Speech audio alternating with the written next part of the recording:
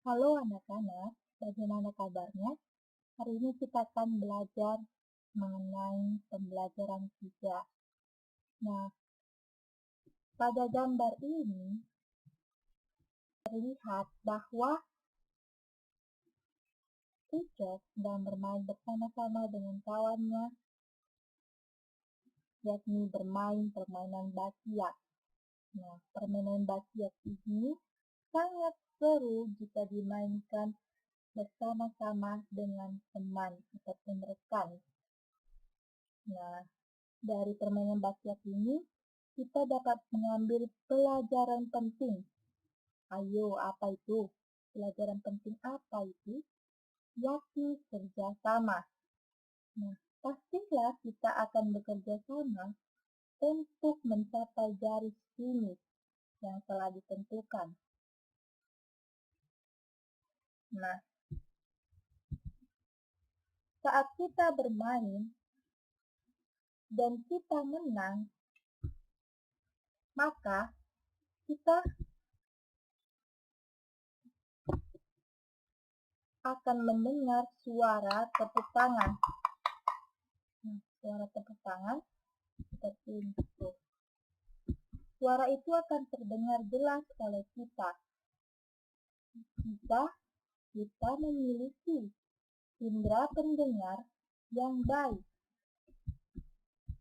Nah, ataupun indera pendengar yang masih berfungsi dengan baik. Lalu, bagaimana kita bisa mendengar suara-suara tersebut? Suara jam dinding, suara tepuk tangan, dan suara-suara lainnya. Nah, itu karena kita memiliki indera pendengar, yakni telinga. Telinga berfungsi sebagai indera pendengar dan juga berfungsi sebagai alat keseimbangan. Nah, ini telinga sebagai indera pendengar yang menerima rangsangan berupa suara. Beda lagi dengan kulit, indera perasa yang menerima rangsangan dengan rabaan. Nah, suara itu juga dikatakan dengan fonoreseptor. Ya. Bagian-bagian telinga sendiri yakni telinga luar, telinga dalam, telinga tengah. Bagian telinga bagian luar yakni terdiri dari daun telinga, lubang telinga, dan juga liang telinga. Sementara untuk telinga bagian dalam ada alat keseimbangan tubuh ataupun dikatakan alat keseimbangan saja, lalu 3 saluran setengah lingkaran, terus tingkap jorok, tingkap bundar, dan juga rumah siput atau dikatakan cochlea. Nah, untuk telinga bagian tengah ada gendang telinga, 3 tulang pendengar yakni martil, landasan, dan sangkurdi, serta saluran Eustachius. Lalu, bagaimana cara kita mendengar? Nah, simak penjelasan berikut ini. Ucok sedang bernyanyi lagu seperti ini. Aku adalah anak yang cerdas dan kuat. Nah,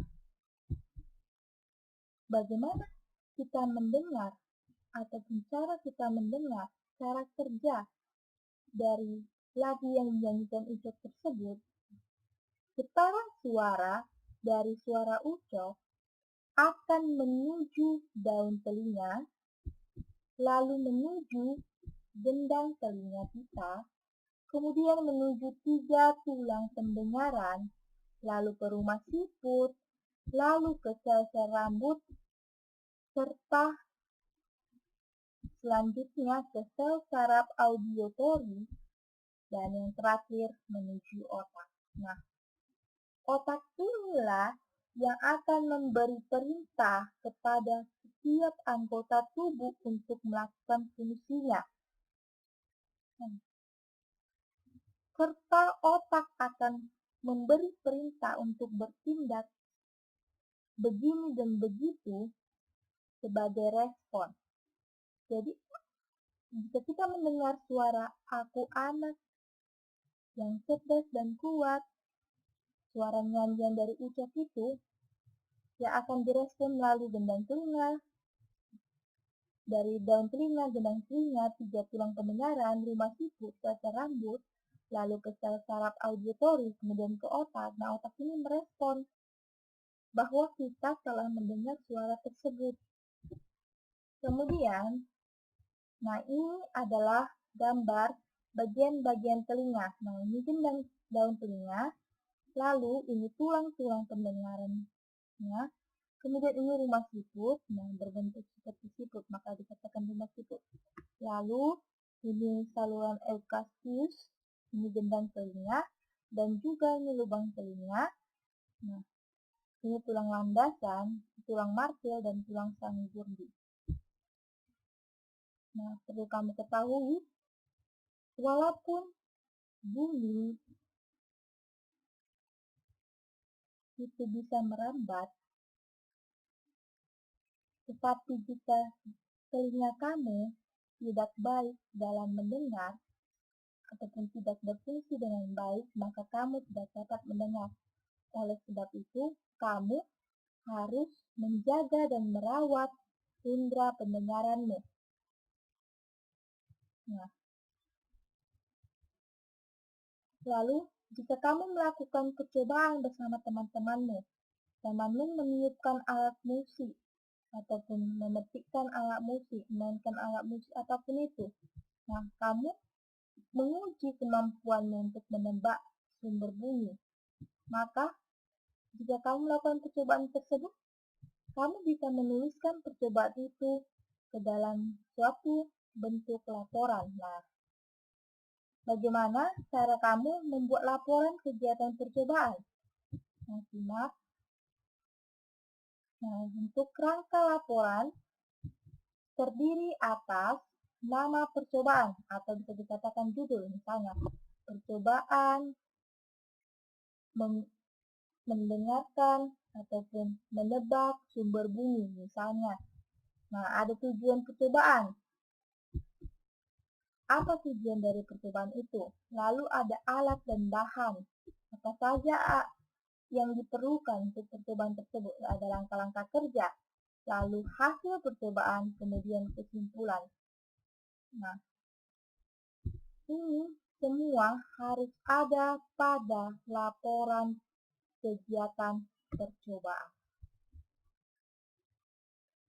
Lalu, coba baca buku kamu halaman 86 sampai 87. Di situ ada teks tentang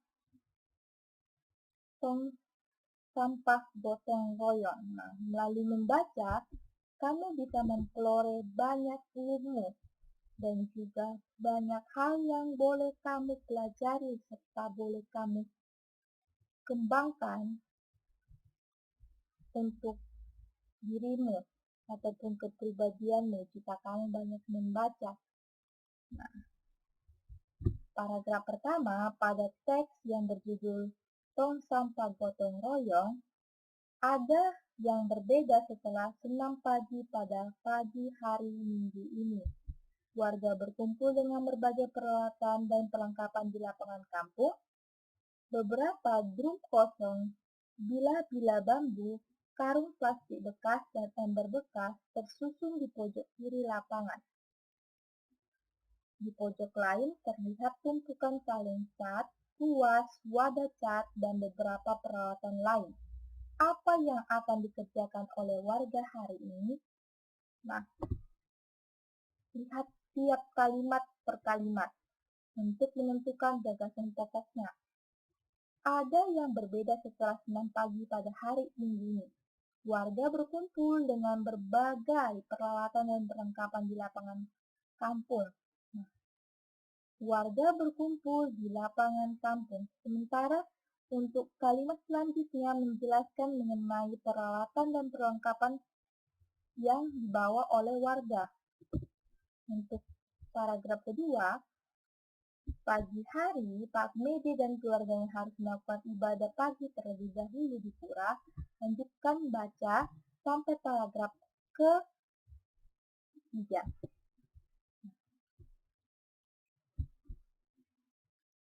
Kamu bisa membacanya pada bukumu halaman 87. Lalu, dari bacaan teks tong sampah gotong royong, kita dapat menentukan paragraf pertamanya. Untuk gagasan utama dari paragraf pertama ialah warga berkumpul di lapangan. Nah, terlihat jelas kan? Dan untuk gagasan pendukungnya ialah peralatan ataupun perlengkapan yang dibawa oleh warga. Jadi, untuk yang drum, kosong, bila-bila bambu, itu mendukung gagasan utama. Kalian juga dapat menentukan gagasan pokok dan juga pendukung dari para penggerak 2 dan 3. Sampai di sini dulu video ini.